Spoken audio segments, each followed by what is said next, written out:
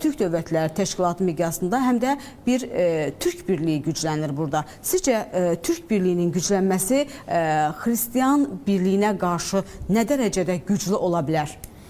Ümumiyyətlə bu birlik Türk Dövlətləri Təşkilatının formalaşması hər hansı birliyi və hər hansı dövləti hədəfə almayıb. Əksinə, bütün dünyanın dinindən asılı olmayaraq üzləşdiyi qlobal problemlərin həllinə töhfə vermək potensialını ortaya qoyur. Bəyək mən sadaladım. Terrorçuluq da müsəlman dünyasının problemidir, bütün dünyanın problemidir. İqlim təhlükəsizliyi bütün dünyanın problemidir. Ksenofobiya, irqçilik məsələlərdir, islamofobiyadır. Bütün İslam dünyası və eyni zamanda Xristian dünyasından bağlı burada problemlər var. Bunların hər birinin həllinə Türk Dövlətləri Təşkilatı töhfə vermək niyyətini ortaya qoyub. Bu çox müsbət hadisədir. Kim bundan qayğılanırsa, artıq onun öz problemidir.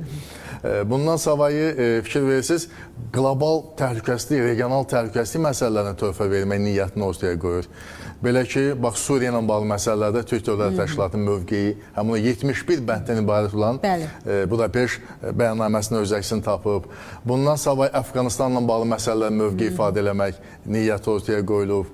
Yaxın şərqdəki proseslərlə bağlı mövqe ortaya qoyulub. Qəzza bölgəsində İsraillə deməli Fələstin arasındakı müharibə və onun tənzimləməsindən bağlı məsələlərə dəstək vermək, kömək etmək məsələsi gündəmə gəlib.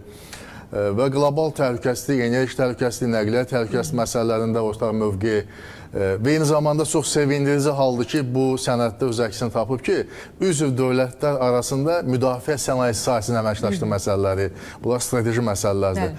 Əsas odur ki, bütün bu niyyətlər ancaq sülhə, təhlükəsizliyə, əmin-amanlığa, davamlı inkişafa, qarşılıqlı əməkdaşlığa, inteqrasiyaya söykənir. Başqa hədəf yoxdur. Kimisə hədəf almaq, kimisə zəiflətmək, kiməsə zərbə endirmək, kimisə oyundan çıxarmaq kimi hədəflər yoxdur. Yəni, bəşəri dəyərlərə xidmət edir və eyni zamanda o sizin söylədiyiniz kimi o milli kimlik məsələlərini ortaya qoyur ki, biz Türkük. Biz Türkük, Türk varlığımızla biz bu dünyanın tərkib hissəsiyik və bu dünyaya töhfə vermək istəyirik.